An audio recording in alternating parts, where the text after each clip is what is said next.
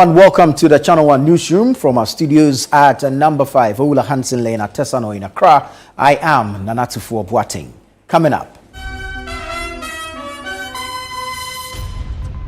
Criminal Investigations Department of Ghana Police Service summons Director of Royal Nursing College in Kumasi following the closure of the facility by Agro-tech.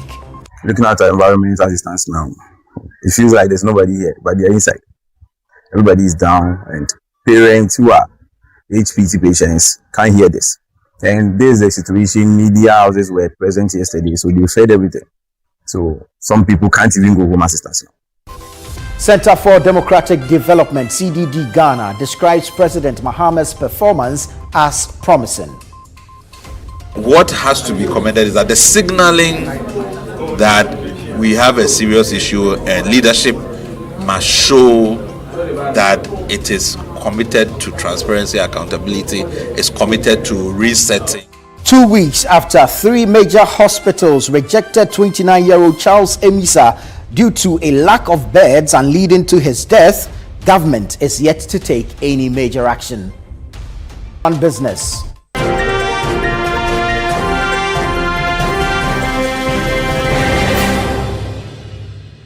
Ghana retains top spot in mobile money regulatory index globally.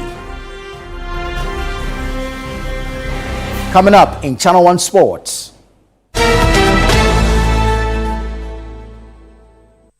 Government optimistic of Black Stars' performance in the FIFA World Cup in USA, Canada and Mexico.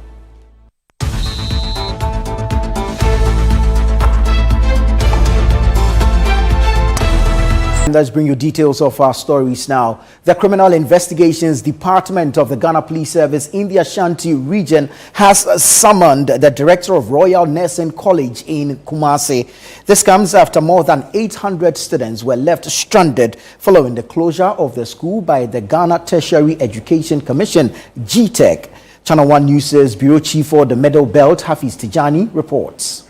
Officials of the Ghana Tertiary Education Commission stormed the school on Thursday and shut down the facility. This is because management of the college reportedly failed to provide the required documentation to confirm the institution's accreditation status and also failed to comply with a directive issued in June 2024 to halt the admission of new students. The wife of the school's director and another management member who were picked up by police have since been granted bail.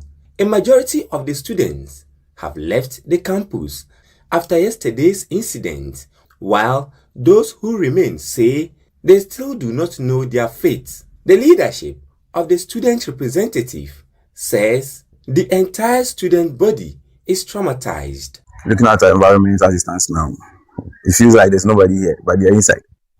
Everybody is down, and parents who are HPT patients can't hear this. And this is the situation. Media houses were present yesterday, so they fed everything. So some people can't even go home assistance now. What are you going to tell your parents? The school I went for 3 years, I'm not getting certificate. The school I went for 2 years, I'm not getting certificate. This is painful. So most people are down, and we are trying our best to talk to them, so they'll be okay. We are waiting till Monday to hear from our administration. All I want to say is everybody out there should be calm. Our students, they should be calm. They should be patient till we hear from the administration. But for now, nobody should say anything or do anything. The students appealed to Agro-tech and relevant institutions to come to their aid. After the incident yesterday, we spoke to the administration and they came to address the students.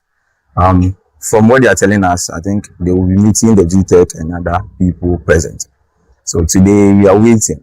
I think we have today to Monday to hear from them, then we know our fate. But as it stands now, our plea is, we those who admitted from 2024, we wish they would do something about it. And from the Agro-tech boss, he was saying that's the 3rd years, which is not true. Because it's supposed to be from level 200, because the level 200s were admitted somewhere May 2024, if I'm not mistaken. And with the first years too, they've wasted enough money already. And we are pleading, if there's something they can do to extend the period, we will do things right. I think that will be better for the students now. Police are continuing investigations into the matter. Affected students of the Royal Nursing College are appealing to Agro-tech to ensure measures are put in place to safeguard their future. Hafiz Tijani, Channel 1 News, Tafo, Ashanti Region.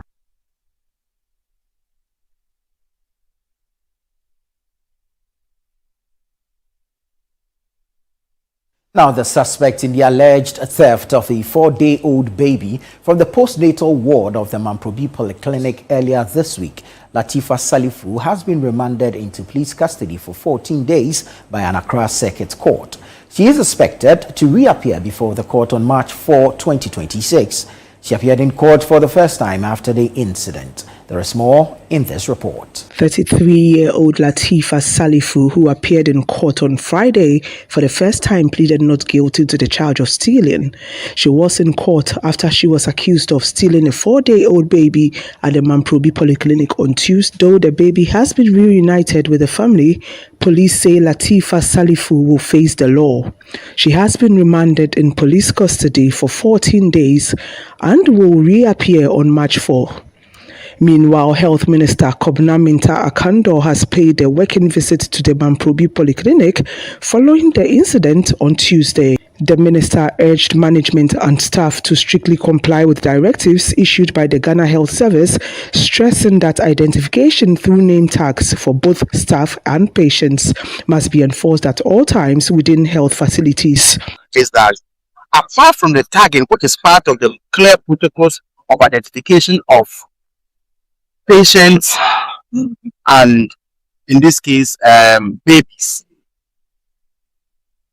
name tags should not be taken off at the ward level. Name tags, both even the mother and the baby, should be taken off at the security gate at the exit. That's why you take the name tags off after going through all the protocols, settling your debts, and you are exiting the health facilities. That's where the name tags must be taken off. He also called on medical institutions across the country to strengthen collaboration with nearby police stations to enhance security and ensure swift response to emergencies. I've directed the Director General that every health facility must have some kind of relationship with the immediate police post. So the police must even be patrolling here as and when, or a click of a button must get access to them. So there must be that relationship. We have directed one of and the name cards, the CCTV cameras, they must always be working. The Member of Parliament for Ablekuma South, Alfredo Cope Vanderpoy, appealed to the Minister to support the expansion of the facility's labour, postnatal and recovery wards to improve security and service delivery. The request is to expand this all the way to also the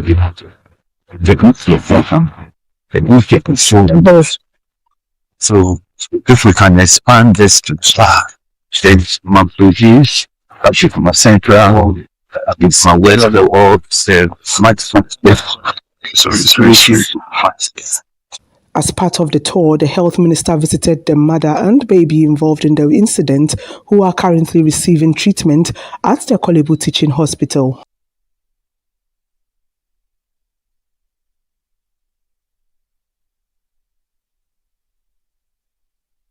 Away from that, the majority leader, Mahama Yariga, says the Mahama administration will not yield to mounting pressure to restore the previous producer price of cocoa.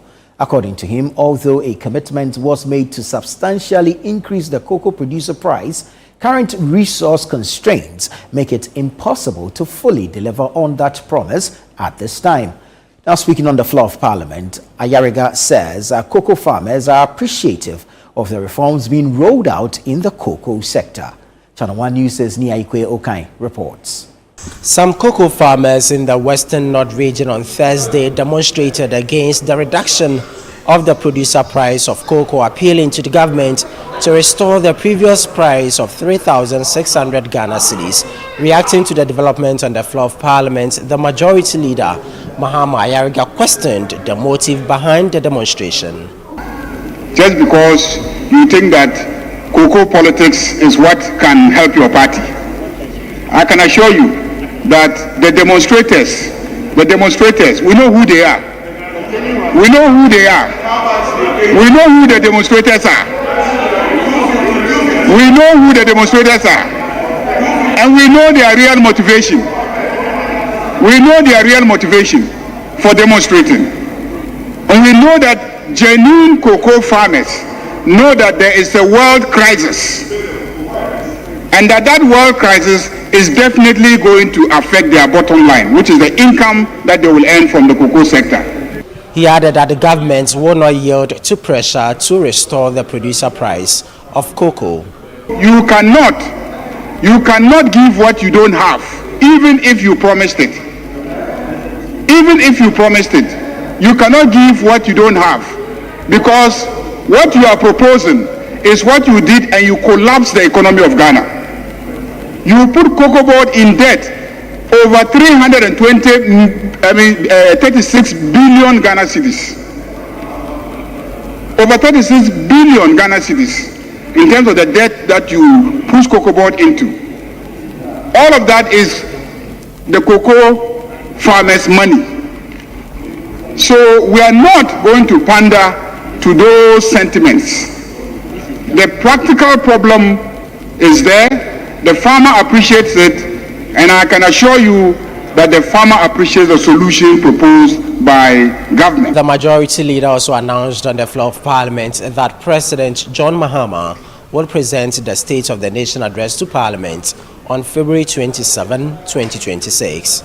His Excellency, the President of the Republic, is scheduled to deliver a message on the State of the Nation on Friday, 27 February 2026 at 10 a.m. in accordance with Article 67 of the Constitution. The Minority Chief Whip Frank Anadompre expressed dissatisfaction over what he describes as the continuous absence of ministers to answer questions on the floor of Parliament. We have close to 300 questions that are lacking behind. We can't answer them. Some of them are out of their usefulness. This is the Parliament of Ghana. Our oversight cannot be undermined. I insist, from henceforth, when the questions go through the process and then they are adopted, business statements adopted, same must be communicated to the ministers. Where the ministers cannot show up, they must write formally to Parliament. We cannot be treating the minister with kid gloves. As and when they wish, when I'm available, I will come. When I'm not available, I will not come. It's worrying. Last sitting, we received over 20 letters of one reason or the other. I cannot come. I'm attending conference here and there. I'm doing this. What is that? This is Parliament. I can assure you that no matter what you do, President John Dramani Mahama will not increase the number of ministers. We will not increase the number of ministers. If you think by inundating ministers with questions, they will be forced to increase the number of ministers so that we will fail on our political promise. We will not do that. Reporting for Channel 1 News from Parliament, Ni Ayukwe Okai.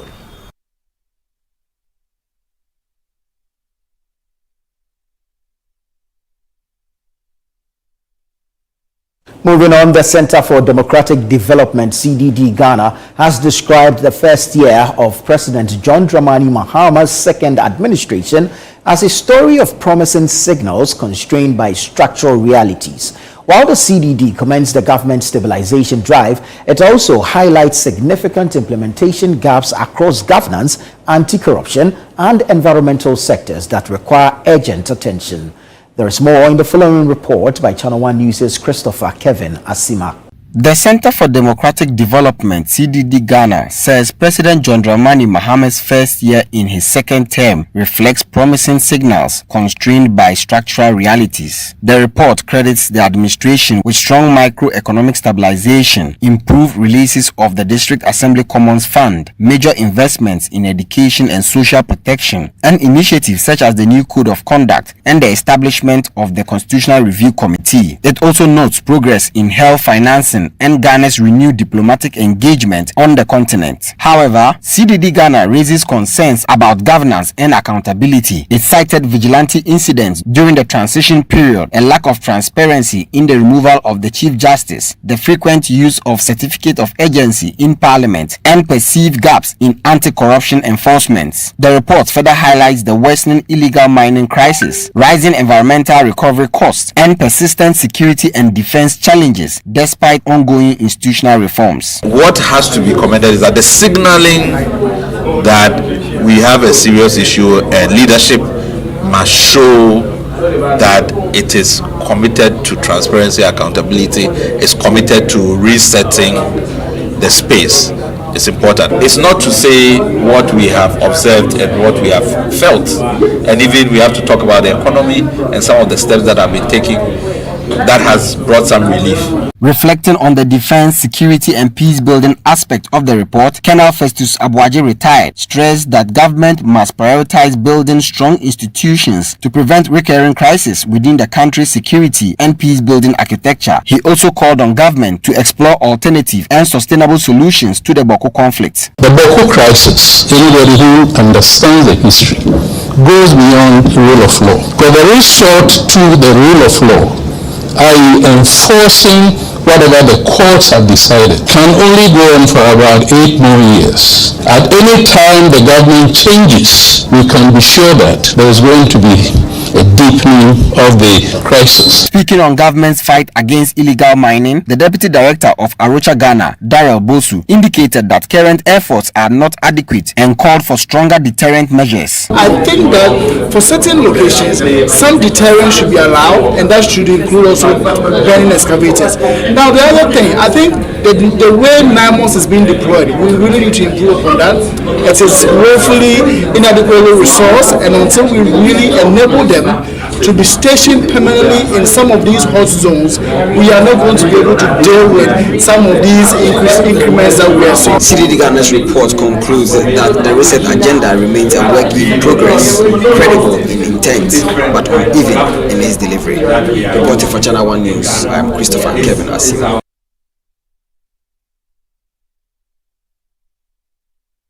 In some other stories, access to basic education remains a key challenge for several children in the Weja-Agbawe municipality of the Greater Accra region. The Directorate of Education reports that the 30 public schools in the entire municipality are battling overcrowding and inadequate facilities. The Directorate says some children cover a distance of about 5 kilometers to access education, causing delays in enrollment. The following report by Akwesiado has more. One of the schools that is heavily populated is the New Agbawe Community JHS, which is part of the Agbawe cluster of schools. Instead of the ideal number of 30 students per class, some of the classrooms have over 60 and in some instances even more. With limited desks, students are forced to sit in 3s and 4s on dual desks, a situation described by students as uncomfortable. Our class is a bit crowded and we don't have enough desks to sit on, so we usually have to page by classmates who brought desks to school. Desks that's supposed to accommodate only 2 at least. You can't have 4 people sitting on it. So you want to learn and then your hand hits somebody, you can't learn well. It really dampens our academics, because one of the key ways to actually pass your BEC and exams is a proper arrangement of your materials. School heads say the overpopulation and non-availability of enough desks remain a key impediment to effective teaching and learning. But there is no option, since every child deserves access to education. At the normal schools, we should have at least 40 learners in a class. As I speak now, in my school, we are having around 60. So you can say they are overcrowded. But who knows? Can we drive them away? No. They also have to enjoy. They need education. So we are giving them. So we are trying our best. All that we can do is to give them education. To help lessen the burden of the New Agbawe Community School, a group made up of some women who are residents of the area has donated 100 dual desks and other materials to the school. The banking institutions and to private schools that are really endowed and are affluent and can really help, to even individuals, philanthropists.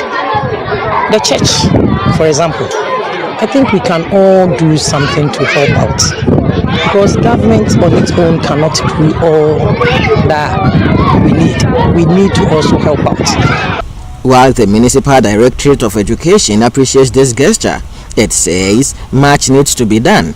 The Municipal Director, Charles Odum, told Channel One News the 30 public schools in the municipality do not correlate with growing demand. Some children travel about 5 kilometers and sometimes to other municipalities to access education. Children whose parents can't afford private education enroll beyond the GES's approved age of 5, causing delay in their cognitive skills development. If you come to our public schools, you see that enrollment in KG1, KG2, P1, P2 are relatively low. Because those children, 4 years, 5 years, they can't walk a longer distance to school. So it affects their early development. Because they have to come to school at the right age before we can actually work on them. While authorities have expressed interest in establishing new schools to expand access, land availability remains a challenge. Traditional leaders have therefore been implored to reserve lands for that purpose. For our own existence, we need to make room for land so that assembly can come, MP can come and support with school building. For the Channel One Newsroom, I am Akwesi Ado, Bawe, Greater Accra.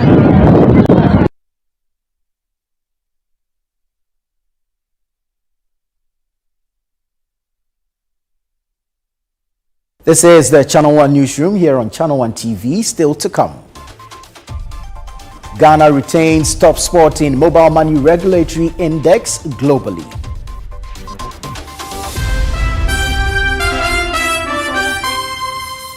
Details of that story and others coming up shortly. Please do stay. To revolutionize the future of agriculture, the Ministry of Trade, Agribusiness and Industry, in partnership with the Ghana Exim Bank, proudly presents the Ghana Agro-tech Fair 2026. The fair will feature exhibitions, market linkages, masterclasses and workshops on climate-smart farming, digital tools and export development. Join us at the Black Star Square from March 17 to March 19 at 9 a.m. each day. The President of the Republic, His Excellency John Dramani Mahama, will be assisted by the Minister for Trade, Agribusiness and Industry, the Honorable Elizabeth Ofuswejari, and the Chief Executive of the Ghana Exim Bank, Honorable Sylvester Adina Mensah, to open the fair. Government agencies, agro-tech firms, startups, farmers, financial institutions, and the general public are all welcome. To exhibit or for inquiries, call 0559 679326 or 0242 585419. Ghana Agro-tech Fair 2026, transforming agribusiness through local innovation and technology.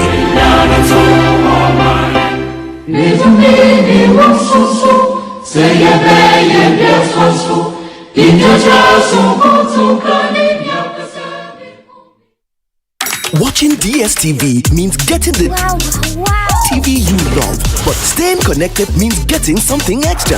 Stunning!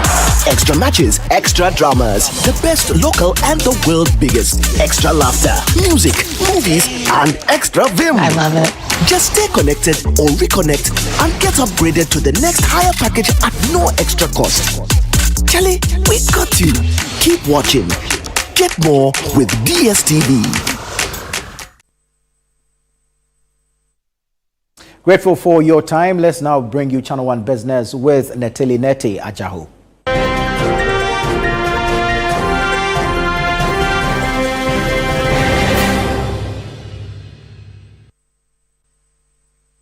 Hi Neteli, it's good to see you. Good to see you, Chinana. A lot in the world of business. Yes. Give us the details. Let's get straight to our stories. And Ghana has retained its position as the world's top performer in the 2025 Mobile Money Regulatory Index, posting an improved score of 96.10%, up from the 95% in 2024.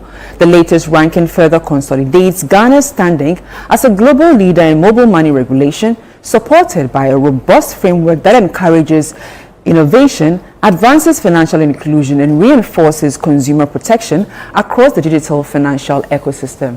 Here is more. For the Global System for Mobile Communications Association, Ghana's continued dominance positions it as a benchmark for digital finance governance globally. The index assesses regulatory frameworks across 90 countries. The country achieved perfect scores of 100 in transparency and disclosure requirements, authorization processes, and consumer protection. Ghana scored 93 in integrity, demonstrating solid ethical standards and compliance within the mobile money sector. Oversight of operations, organization, and governance recorded 85, suggesting scope for improved coordination and monitoring. Meanwhile, policy enablement scored 96, signaling a regulatory climate that supports innovation and effective policy implementation. In response to the ranking, the Bank of Ghana reaffirmed its commitments to collaboration and policy continuity. Despite the strong regulatory showing, fraud remains a significant challenge within Ghana's expanding mobile money ecosystem. Data from the Cybersecurity Authority indicates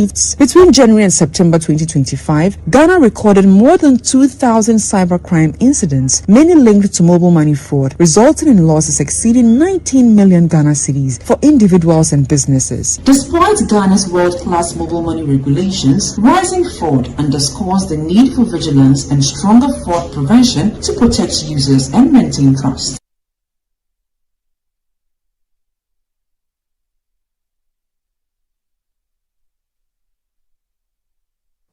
Now, MTN Ghana says it will roll out more than 500 additional network sites nationwide this year to improve service quality, particularly in the peri-urban and rural communities.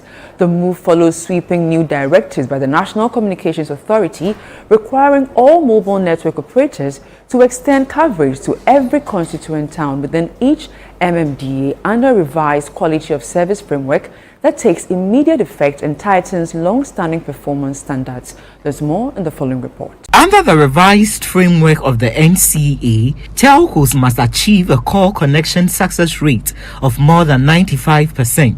Speaking at the Bright Conversation series, the CEO of MTN Group, Ralph Mupita, assured customers that the company is working to meet the new benchmarks, describing the expansion as part of a broader strategy to strengthen network resilience. Just this year alone, we're going to add another 500. Prior year it was 50, so we're doing 10x what we've done in recent times just this year to deal with that issue. So we made that commitment to him around quality of service and improving broadband coverage. We spoke to him about our belief that 5G spectrum made available would enable and empower everyday Ghanaians in terms of their home connectivity. He also explained that the group's decision to acquire full ownership of IHS Towers operations is aimed at improving operational efficiency. And in buying back the towers for the group, part of our rationale was driven by that.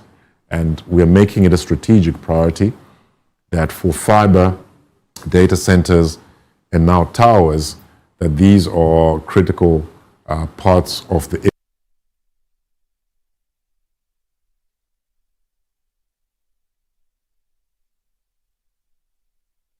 Now, the management of the Tema Oil Refinery has dismissed reports that the refinery has shut down due to a lack of government investment, describing the claims as inaccurate. TOR says the refinery is transitioning into a second phase of its operational ramp-up following the successful test run after years of inactivity. Daniel Sakiti has more in this report. Corporate Affairs Officer in charge of External Affairs at the Tema Oil Refinery, Godwin Mahama Ayaba, in a Channel 1 business interview, explained that the current operational posture is part of standard engineering processes required to safely bring the F61 furnace on stream rather than an indication of a shutdown. In the year 2017, this same furnace got exploded, and in trying to bring it back to operation, we need to be very careful so that we meet all the engineering requirements in order not to find ourselves in the same situation that occurred in the year 2017. The current situation is not as a result of maintenance issue, neither is it as a result of technical problem, but it is an engineering situation that needs to be observed to be able to move from the 28,000 barrels per stream day to the 45,000 per stream by way of bringing on board the F61 furnace to the existing F1. Meanwhile, management of TOR says the refinery is poised to play a critical role in Ghana's energy sector as efforts continue to restore full operational capacity and strengthen domestic refining output. TOR is able to do what is expected as a company by making sure we refine the 45,000 barrels per stream day. It is going to help in the exchange rate. Government is optimistic about renewed investor confidence in Ghana's upstream petroleum sector following Parliament's approval to extend the Jubilee and 10 petroleum agreements to 2040. The extension is expected to provide long-term fiscal and operational uncertainty to operators while positioning the country to reverse the persistent decline in crude oil production recorded in recent years. There's more in this report. The license extensions bring key benefits to Ghana, including up to $2 billion in incremental investment, as well as higher volumes of affordable gas from the fields for domestic power generation. Technical advisor at the Ministry of Energy and Green Transition, Dr. Yusuf Suleimana, in an interview with Channel 1 Business, said the latest development signals government's commitment to creating a stable investment climate for upstream players. It is coming at a time when we consistently had some drops within our production portfolio within the upstream. What the extension means is that it brings a lot of certainty within the upstream space in terms of the investment drive. Remember, not too long ago, our partners, the Jubilee partners, GMPC with the Jubilee partners, they have promised actually to invest closer to 2 billion within our production portfolio. And what that will mean is that this 2 billion is not sitting down as hard cash for them to go and pick it up and come and invest. They also have to go and see lenders. And so I see that this kind of extension will give a lot of momentum and credibility to whatever lending procedure that they want to undertake to unlock this 2 billion investment within the upstream.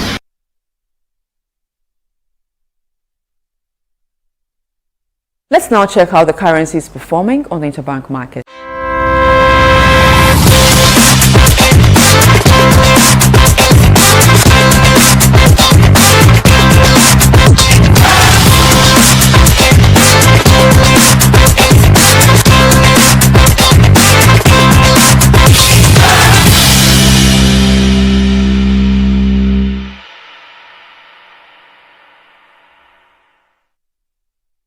And that's all for business. I am Neteli Netiajao. Back to you, Nana. Always grateful to you, Neteli.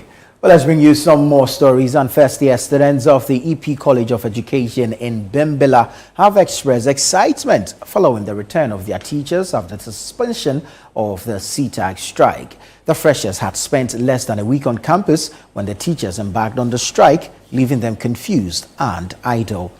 With lectures now resuming for the first time since their admission, the students could not hide their joy. There is more in the following report by Mohammed Aminu M. Alabira. The industrial action lasted barely 3 months, leaving many students uncertain about their academic future. Following the suspension of the strike, lecturers have resumed, and level 100 students say they are excited and relieved to finally begin their academic work. Some of them spoke to Channel 1 News about the impact of the strike and their renewed optimism. As we are back on campus, today is the first time of meeting some of our lecturers. We don't even know them. And some of the courses, we don't even know how things are going. In fact, what they are even teaching, like, we don't know. It looks strange and new to us, and things are not easy. We are just hoping to see how it goes. The strike that we came to meet has caused a lot to us. And now that they are back, we are happy to see them coming back to continue the lecture. As for the impact on that strike, it's very bad to come to school at the first year to meet a strike. And that has caused our academic downfall. Okay. So we are very happy that the strike is suspended and we are back. The difficulties that we are facing now, it's left with 9 weeks for us to end the semester, and then we haven't yet done anything. So the lectures that we are starting now was something that would help us the other time if they were not going to the strike. So right now they return back or they resume. We are finding things difficult because we are new. We don't know anything about the lectures. Okay. We are finding things difficult. Some teachers have assured students they will work hard to complete the syllabus, even though only 9 weeks remain in the semester. One of the lecturers teaching first-year students spoke to Channel 1 News. This is our first lecture for the semester. Thank God we are all back healthy and academic work has just started. I think this is my first lesson and the attendance is massive. I think the students were well prepared, only that our absence was keeping them nervous. So this is an evidence of it.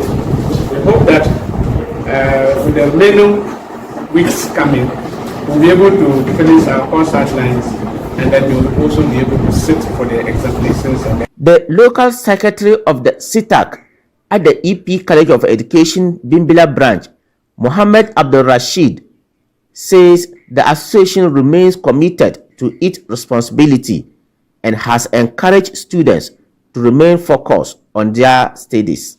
It has brought life onto the college because student activities have kick-started. Though this strike had already affected most of their activities. But now that we are back, we will see what we can do to cover up the lost.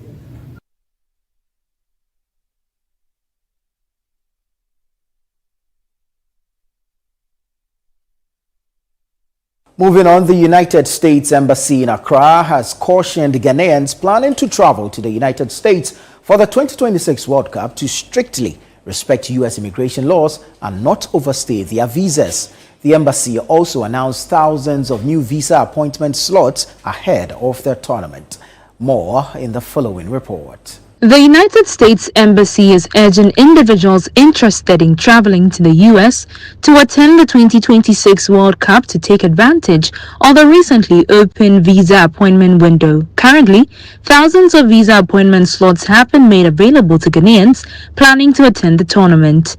To meet the anticipated surge in demand, consular staffing has been increased at U.S. embassies in qualifying countries, including Ghana. Addressing the press, Chargé d'Affaires at the U.S. Embassy Rolf Olson stated that the visa window is also open to individuals traveling for purposes other than the World Cup. And everyone benefits from this increased visa appointment availability. So whether you've been planning to book your appointment or wondering whether you can bring an existing appointment forward, which you can do it now. There's no reason to wait to apply for a B visa. If you plan to travel for the World Cup or any other B visa travel to the United States, apply now. While we have thousands of appointments available in the coming months, once our appointment capacity is reached, we cannot add more. Please do not wait to apply until close to the World Cup itself. Applicants have also been warned against employing the services of third parties in visa application processes, especially those charging monies promising to secure approvals. You do not need to pay anyone to secure a visa appointment. Visa fixers make all kinds of promises of what they can deliver, but they can never guarantee issuance of a visa, nor do they improve your chances of getting one. They're taking your money, pure and simple. There is no additional payment ever required to apply for a B visa other than the initial application fee. He also urged applicants to adhere strictly to the approved duration of stay, emphasizing that overstays will not be tolerated. When a government issues a visa to a visitor for whatever purpose, for whatever length of time, it's really incumbent upon that visitor to respect the laws of the country that they are in. And so we very, very strongly encourage people and expect people who are granted a visa to go to the U.S. and observe the terms of that visa from the length of time they're there to what they're actually doing.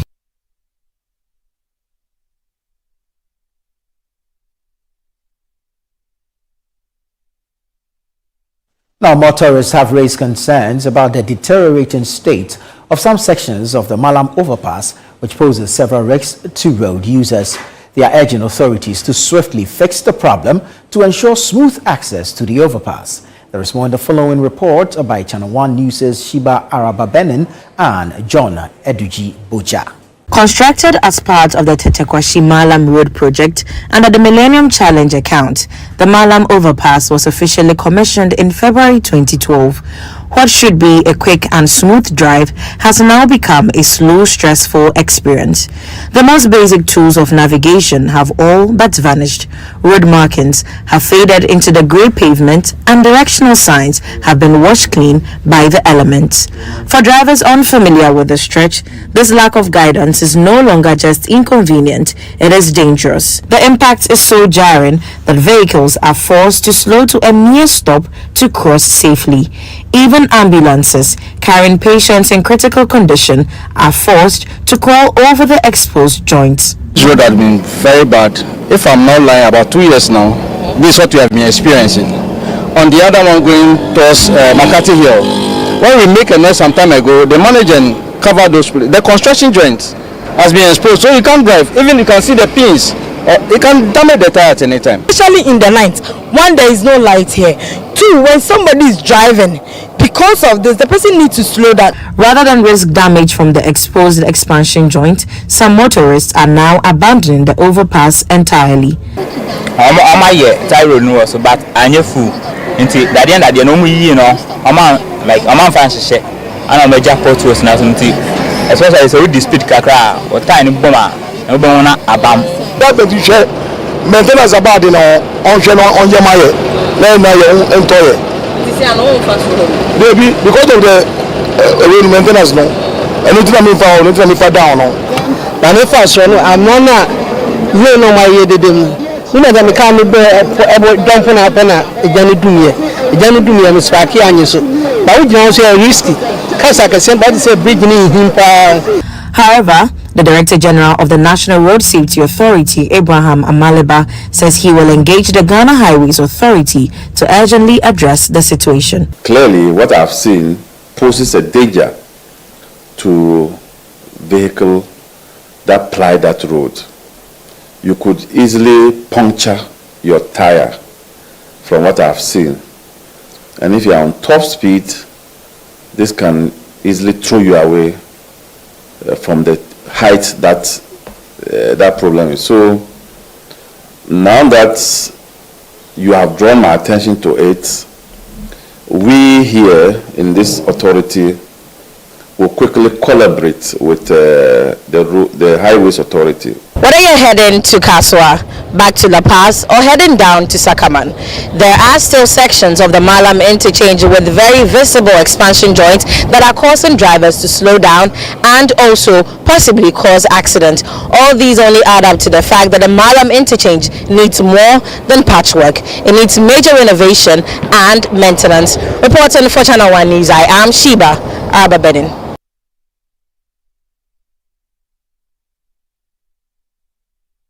This is the Channel 1 Newsroom here on Channel 1 TV. Still to come. Government optimistic of Black Stars' performance in the FIFA World Cup in the USA, Canada and Mexico.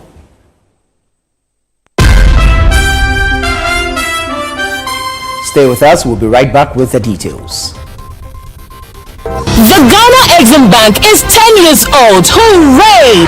And to commemorate this milestone, the Ghana Exim Bank is hosting a two-day international conference on the theme, A Decade of Enabling Export Trade and Industrial Transformation, Resetting Gexim for the Next Frontier. The event takes place on the 25th to 26th of March at the Kempinski Hotel, Gold Coast City, 8 a.m. each day. President of the Republic, His Excellency John Dramani Mahama, will perform the official opening of the conference. conference. Special guest and speaker, Honorable Elizabeth Ofoswejari, Minister for Trade, Agribusiness and Industry. Conference host is Honorable Sylvester Adina Mensah, Chief Executive of the Ghana Exim Bank. For inquiries, call 0208-541-480 or visit eximbankghana.com/conference to register. Media partners, Daily Graphic, Media General, The Multimedia Group, City FM, Radio Gold and Channel 1 TV. And knowledge partners include IFC and SME Finance Forum.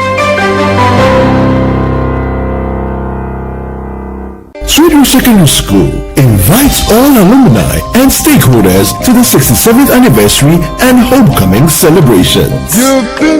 It's happening from Friday the 20th of March to Sunday the 22nd of March 2026. On Friday, How I Got There, 9 a.m. to 12 noon. Year groups check-in and roll call. Gary Soaking's competition. Cadet course ceremony from 2 p.m. to 4 p.m. All students convoy. Drive to Swesco, 4 p.m. to 6 p.m. Candlelight procession from 6 p.m. to 7 p.m. Welcome cocktail with alumni and staff of the school. Meet and greet with Compa Band performing live at the forecourt of the school complex from 7 p.m. to 10 p.m. Saturday, speech and prize giving day from 8 a.m.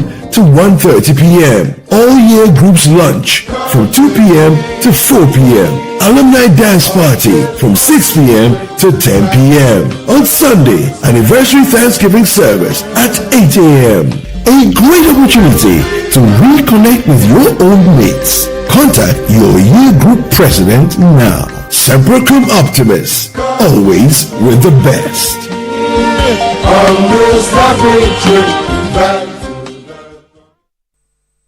One Newsroom. Next, we have Bernard Abeku Ochiri bringing us some updates from the world of sports.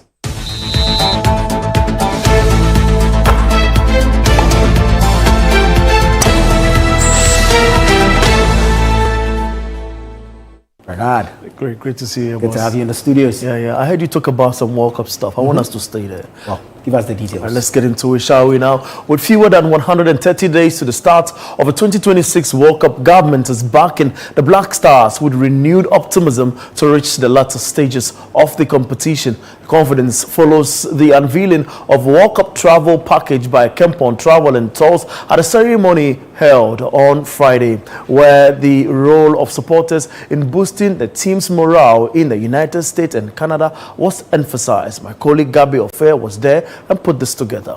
The mood around Ghana's participation in the upcoming World Cup is building, with growing excitement among fans ahead of the tournament set to be hosted by the United States of America, Canada and Mexico. That enthusiasm was further renewed on Friday at the premises of Kempon Travel and Tours, where the company officially announced its World Cup packages, while also using the opportunity to sensitize Ghanaians about the complexities involved in securing visas and match tickets for the tournament. Managing Director for Kempon Travel and Tours' 2026 World Cup project, Dr. Kweku Fosu-Asare, reiterated the importance of getting more Ghanaians to travel and support the national team as Ghana aims to improve on its performance from the 2022 World Cup in Qatar. Our objective is to make sure that we secure the visa for everybody who wants to go. And then over there, we've made arrangements, as I said, to make sure that they are very comfortable and they enjoy their stay.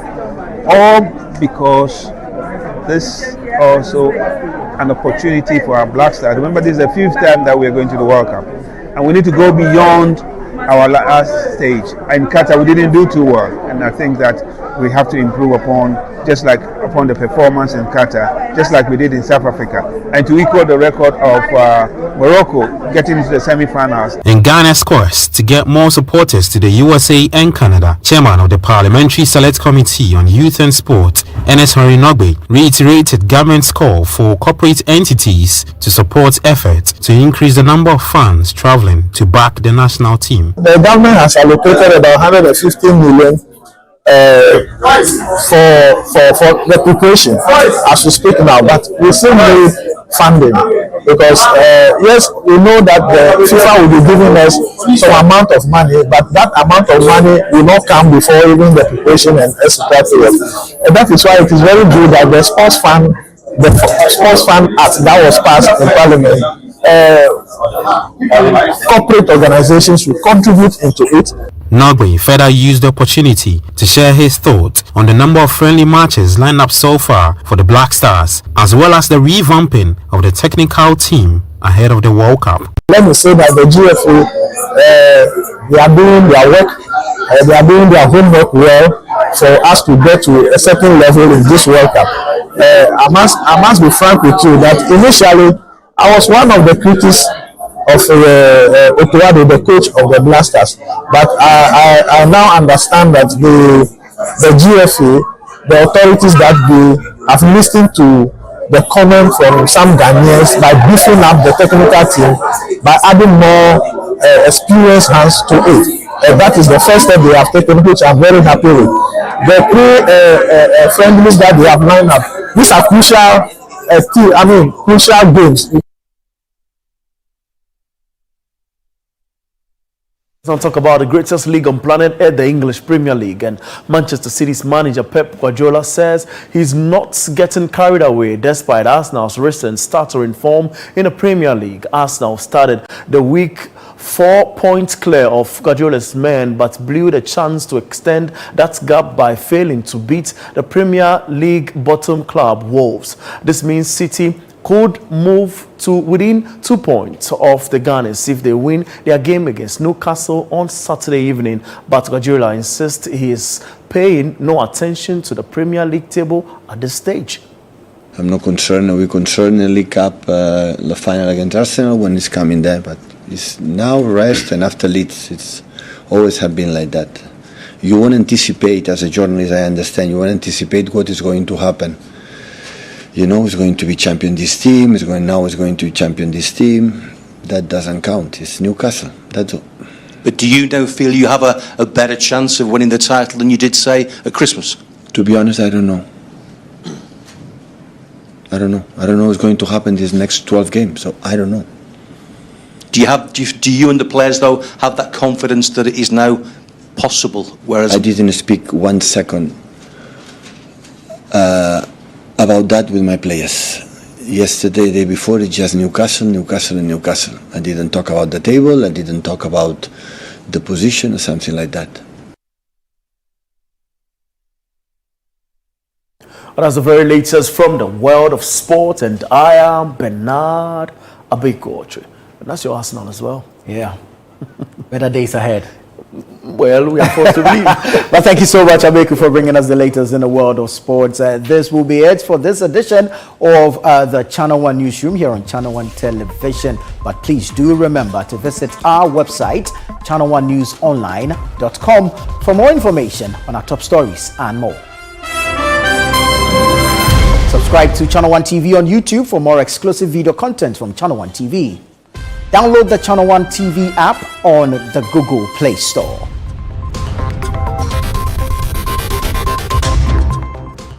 I am Nanatufu Boating. Many thanks for watching.